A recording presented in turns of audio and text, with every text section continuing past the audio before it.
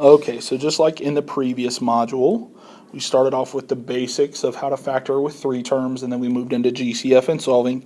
We're going to do the same thing here. So I showed you guys the basics of difference of squares with the previous video. Now we're going to look at GCF and solving. So first let's start with GCF. So just as a refresher, remember GCF is the biggest number and or variables that can be factored out or divided out of every term. So let's look at 13 first. So my GCF, the biggest thing I can divide out of both of these terms would be let me switch colors, would be a 3, and they both have an x, so I'm going to take an x out.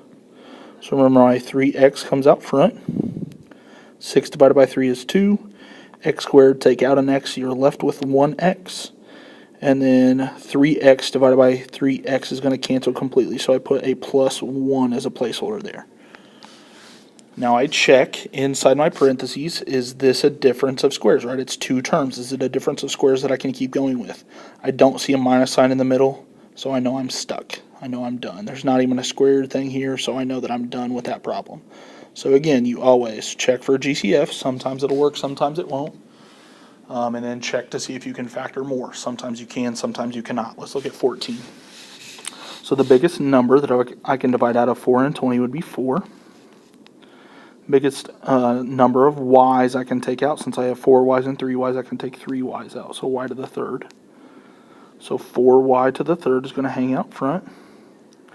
4's cancel. 4 y's take away 3 y's is going to leave you with a y. 20 divided by 4 is going to leave you minus 5, and the y to the thirds cancel out completely. So again, no y squared inside the parentheses, so that one is done. We do see a difference, but it's not a square because I can't take the square root of y or 5, so I'm done there. Okay. All right. So go ahead. Actually, let's do 15 together as well. Okay.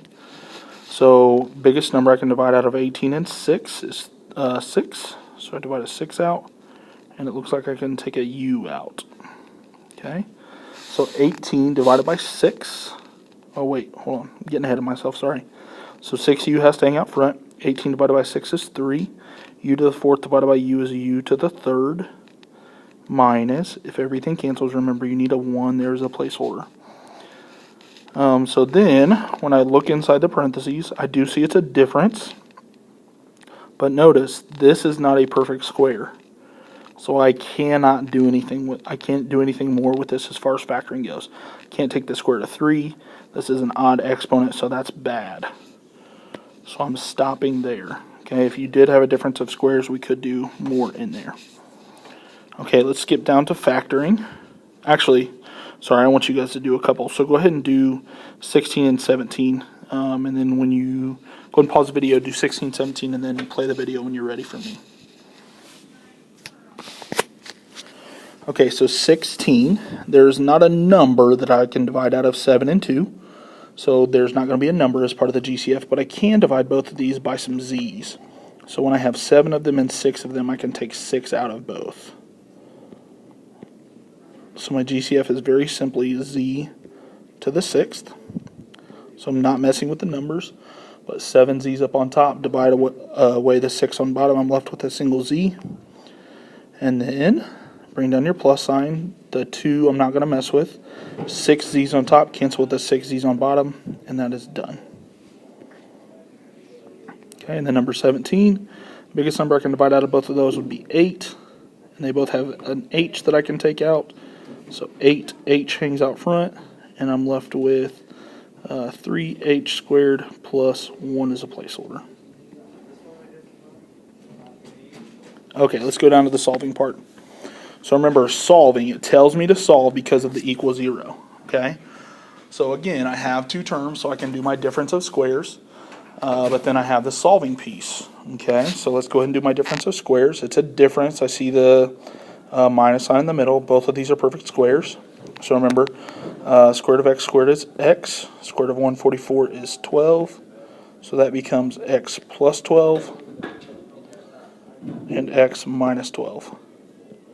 I bring that equals 0 down, which tells me to solve. So I have to take it a step further. I factored Now I'm ready to solve. So x plus 12 equals 0, and x minus 12 equals 0.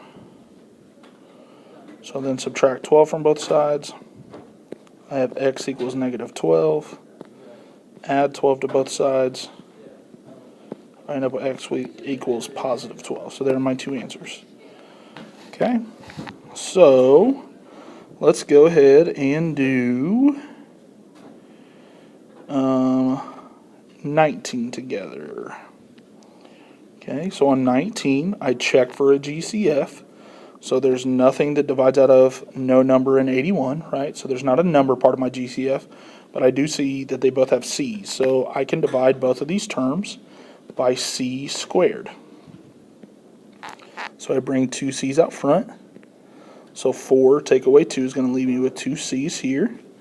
Minus, remember I'm not messing with the numbers because I didn't divide a number out, and then my C squareds cancel. I bring down my equals 0 still.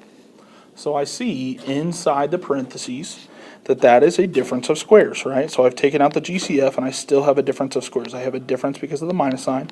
These two are perfect squares, so I go ahead and do that. I just leave the C squared out front, right? Just bring that down. The square root of C squared is C and C. The square root of 81 is 9, so plus 9 and minus 9. Remember, it's always plus and minus. That's equal 0.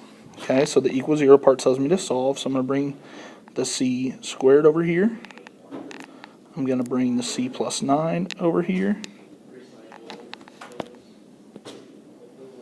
And I'm going to bring the C minus 9 over here.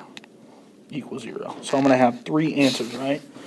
This, so C equals 0. That one's pretty much done for me, right? Subtract 9 from both sides here, and I end up with C equals negative 9. Add 9 from both sides, and C equals positive 9. So 0, negative 9, and positive 9. So that's one where we actually ended up with three different answers.